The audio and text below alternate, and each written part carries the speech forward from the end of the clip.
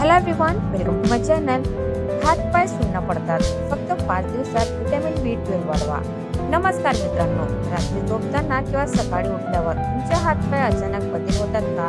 बसल्या बसल्या पायात मुंग्या येतात किंवा थोडं जरी चाललं तरी गळून गेल्यासारखं होतं. बऱ्याचदा आपण याकडे अशक्तपणा किंवा वय झाले म्हणून दुर्लक्ष करतो. पण थांबा, ही तुमच्या शरीरातील व्हिटॅमिन B12 च्या भयंकर कमतरतेची लक्षणे असू शकतात. आजकाल प्रत्येक 10 पैकी 8 जणांमध्ये ही समस्या आढळते. आजच्या 5 मिनिटाच्या व्हिडिओमध्ये आपण पाहणार आहोत की कोणती एक सोपी घरगुती पद्धत वापरून तुम्ही ही कमतरता ओळखू शकता आणि केवळ 5 ते 6 दिवसात घरच्या घरी ती कशी भरून काढू शकता. व्हिडिओ शेवटपर्यंत नक्की पहा, कारण शेवटचा उपाय सर्वात महत्त्वाचा आहे. लोक दुर्लक्ष करतात अशी 5 लक्षणे. मित्रांनो, शरीरात व्हिटॅमिन B12 कमी झाल्यावर आपलं शरीर आपल्याला काही सिग्नल देतं. ते आधी समजून घेऊया. हातापायांना मुंग्या येणं व सुन्न पडणे. आपल्या नसांना सुरक्षित ठेवण्याचं काम B12 करतं. ते कमी झालं की नसा कमजोर होतात आणि हातपाय सुन्न पडतात. सतत थकवा आणि सुस्ती. रात्री 8 तास झोपूनही सकाळी उठल्यावर थकवा जाणवणे. शरीरात ताकदच न वाटणे. तोंडात वारंवार छाले येणे. जीभ एकदम लाल होणे, आग होणे किंवा तोंड येणे. अचानक चक्कर येणे. बसल्या जागेवर उठताना डोळ्यासमोर अंधारी येणे किंवा तोल जाणे. विसराळूपणा आणि मूड स्विंग. चावी कुठे ठेवली ते विसरणे, चिडचिड होणे, डिप्रेशन जाणवणे. कमतरता होण्याचे मुख्य कारण. पण मित्रांनो, अचानक शरीरात B12 का कमी होतं याचे मुख्य कारण म्हणजे आपला आहार. व्हिटॅमिन B12 हे नैसर्गिकरित्या वनस्पतींमध्ये नसतं. हे प्राण्यांपासून मिळणाऱ्या पदार्थांमध्ये असतं. त्यामुळे जे लोक शुद्ध शाकाहारी आहेत त्यांच्या शरीरात याची कमतरता सर्वात जास्त जाणवते. दुसरं कारण म्हणजे जर तुमचं पोट साफ नसेल तर तुम्ही कितीही चांगलं खाल्लं तरी शरीर ते शोषून घेऊ शकत नाही. 5 सर्वात स्वस्त आणि सोपे घरगुती उपाय. चला तर मग पाहूया, महागड्या गोळ्या न खाता घरच्या घरी व्हिटॅमिन B12 कसं वाढवायचं.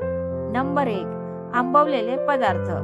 सर्वात स्वस्त उपाय. तुम्ही आठवड्यातून 2 ते 3 वेळा इडली, डोसा, उत्तप्पा किंवा ढोकळा यासारखे आंबवलेले पदार्थ खा.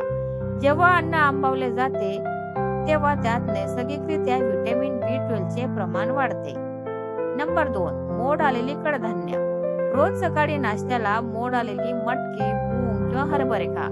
मोड आल्यामुळे त्यातील पोषक तत्वे दुप्पट होतात आणि पचनही चांगलं होतं. नंबर 3, ताक आणि गाईचं तूप.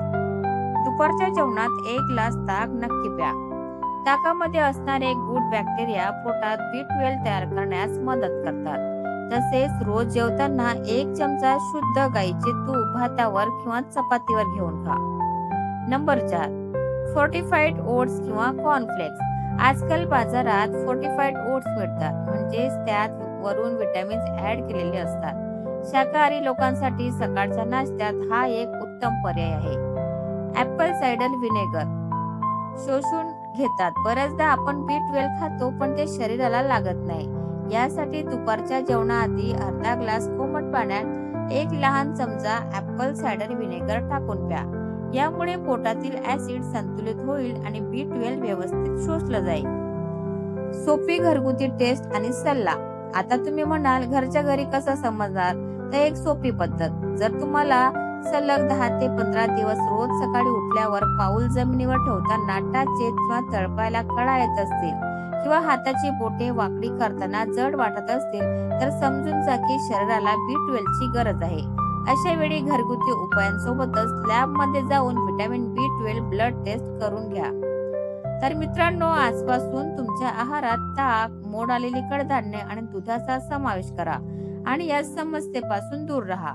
तुम्हाला यातील कोणतं लक्षण जाणवतंय मला कमेंट करून नक्की सांगा. ही माहिती आवडली असेल तर व्हिडिओला एक लाईक नक्की करा. तुमच्या मित्रपरिवारासोबत, विशेषतः शाकाहारी मित्रांसोबत हा व्हिडिओ नक्की शेअर करा आणि अशाच आरोग्यविषयक माहितीसाठी आपल्या चॅनलला सबस्क्राईब करायला विसरू नका. सुरक्षित रहा, आनंदी रहा. धन्यवाद. Thanks for watching.